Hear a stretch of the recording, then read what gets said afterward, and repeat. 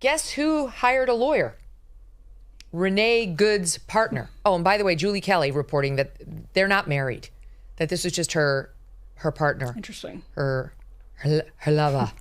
And that they've now, she and the immediate family have hired the same lawyer who represented the George Floyd family, and that it's a Chicago-based law firm, Romanucci and Blandon. Never heard of them, and I practiced law in Chicago for a while. Their statement is, what happened to Renee is wrong, contrary to established policing practices and procedures, and should never happen in today's America. It said Renee Good's family wants to honor her life with progress toward a kinder and more civil America. They do not want her used as a political pawn, but rather as an agent of peace for all. Well, that's not why you hire this civil rights firm. You hire them to sue and get what the family of George Floyd got, which was a $27 million settlement. That's why you hire them. So what's happening now is they're lawyering up, and they're clearly going to sue the feds and maybe the state. I don't know. They'll find some ways and try to get some big payday for the lover, who should be under arrest. She should be in handcuffs. And then there was news today that some 6 attorneys, I believe they're U.S. attorneys, federal attorneys, have quit in the state of Minnesota because they're angry that we're not going after the officer, and we are apparently ordering an investigation into the group that is training Renee Good and her lover and others on how to interfere with ICE operations. So these virtuous federal prosecutors decided to quit in a fit because they're mad. They don't want to look into Renee or her partner or any of the other ICE agitators. They really, really want to look into the ICE agent who, in self-defense, shot her while she was trying to run him over. So that's where we are today. Your thoughts on how that's going to play out? Are the remaining career bureaucrats across the administrative state just waiting for moments like this where they can dramatically quit and leak it to the media? Like, is that why they're still there? Because I can't imagine why somebody who would quit over this was still at the Department of Justice after everything that's transpired in the last year. Like, it's deeply weird to me that they were even still in that position. And I genuinely wonder if some of them stay for the opportunity to pull off a stunt like this one. And, you know, the thing that makes me so sad is that, you know, now that we're about a week into this, does anybody feel safer? Does anybody feel like the country that either protesters or ICE officers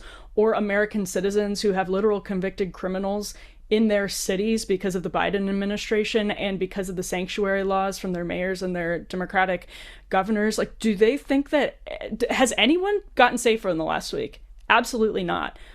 So it's just like, it's such a mess. And it's one of those stories that it feels like it just makes me depressed about the state of everything, basically.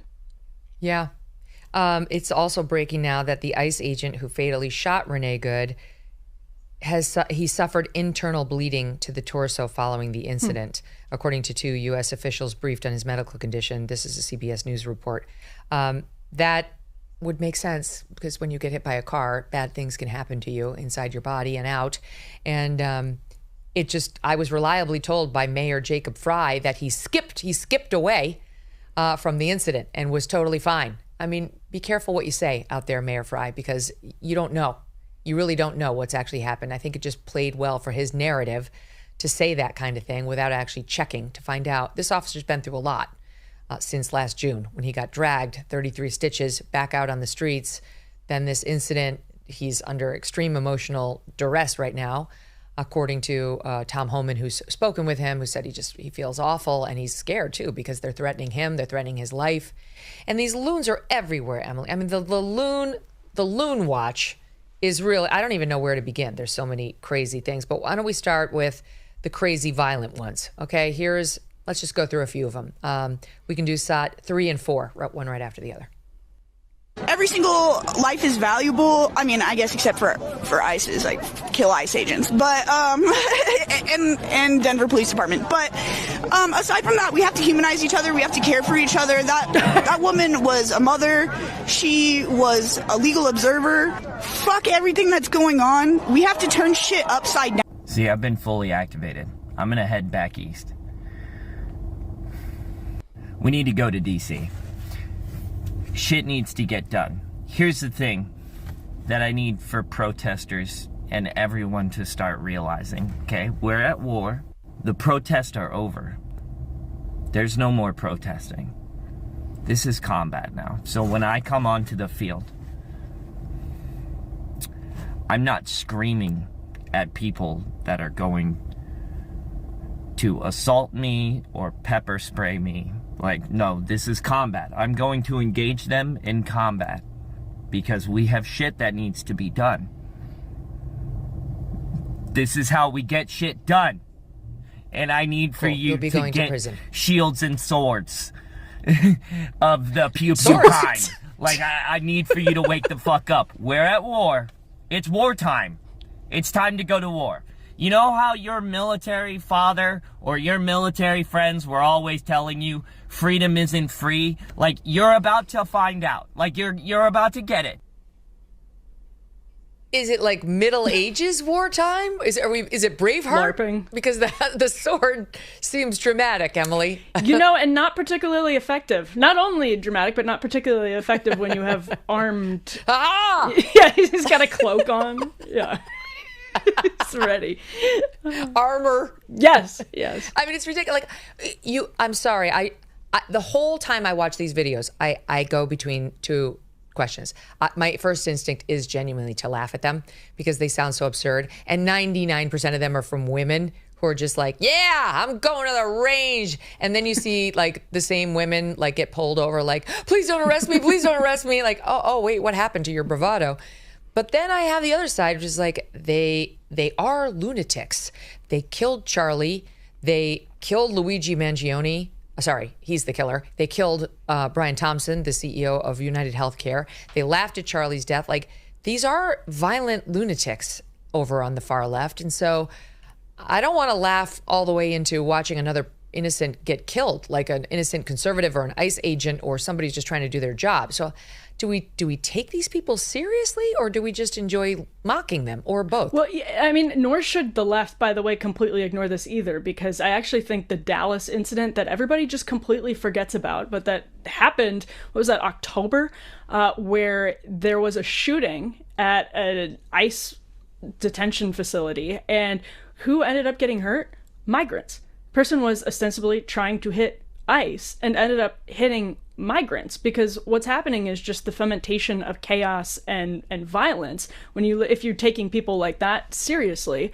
And there are some people doing training for like ICE watchers and whatever who are saying you have to comply. The point of civil disobedience is that you get arrested, so comply and get arrested or whatever. But if you start fomenting this type of danger and violence, it's not going to stop Donald Trump from enforcing a deportation strategy. Like that is not going to stop. And by the way, the other thing that I think about when I listen to those people, and I've been saying this to some of my friends on the left, which is because I agree with them, and I think you and I disagree with this, Megyn, on like masks and that sort of thing. But it just drives me insane that they're saying peace for those girls who were in Denver talking about we have to just treat people with humanity and whatever. It's like, what about someone like Laken Riley or Jocelyn Ngare, how about the humanity of people who have been victimized by the convicted criminals who entered our country and are being protected in our country by sanctuary laws? There are people who are like, they have actual victims, and their victims are U.S. citizens. And so to act like ICE needs to be stopped at every single point, literally that is not making anybody safer whatsoever. You have to support some level of deportation. And honestly, the left right now supports, they say they do, but I want to know what they actually think should happen that is feasible, and they don't have an answer for that. Here's one example of one of the tough talkers out there, ICE watchers, when she actually gets pulled over by an ICE agent and it devolves to, I'm just a mom. SOT 10. Send it to Christy. Fuck you. Ma'am, you're in federal investigation. We have you on camera, and we actually have news reporters with us in the vehicle. Your case will be referred over to Homeland Security investigation for prosecution. I'm just a mom, please. You got it? Please, I'm just a mom, please. I'm just Kylie? a mom. Yes, please, I'm just You a are mom. just, you turn around and get out of here. I'm getting out of here, Here you go. Slow down. Yes. It's unbelievable, right? But yet totally believable. Totally believable. And again, like, the people are just being hyped up into this position where they think it's heroic, and they're, they're standing in front of the tank in Tiananmen Square, and they totally fold. And so it just, people aren't thinking this through, and I think that's part of the reason this is making me nervous as well about what could come in the future, because whipping people up into a frenzy, I worry that we end up seeing more of the Dallas situations, which, by the way, totally fell out of the news. Yeah. And not just that, the one thing I've learned from security professionals in my own life is usually the person who's going to actually take a shot at you doesn't write a threat, doesn't go on Instagram and say, I'm going to do this, i.e. Tyler Robinson. It's the ones who don't do that you have to worry about. But when the explicit threats rise, the threats behind the scene are probably rising too. So that's what I worry about, the ones who aren't posting and what they're planning against our ICE agents and others. A new year means new financial goals, like making sure your savings are secure and diversified. Will this be the year you decide to talk to someone from Birch Gold Group? They use an educational approach with a deep understanding of macroeconomics. There are forces pushing the dollar lower right now and gold higher, which is why they believe every American should own physical gold. So until January 30th, if you are a first-time gold buyer, Birch Gold is offering a rebate of up to $10,000 on qualifying purchases. To claim eligibility and start the process, just text MK to 989898. Birch Gold can help you roll an existing IRA or 401k into an IRA in gold, and you are still eligible for a rebate of up to $10,000. Consider making right now your first time to buy gold and take advantage of a rebate of up to $10,000 when you buy by January 30th. Text MK to the number 989898 and claim your eligibility today. Again, just text MK to the number 989898 to check it out. Thanks so much for watching. If you like what you just saw, hit the subscribe button for more clips and full episodes.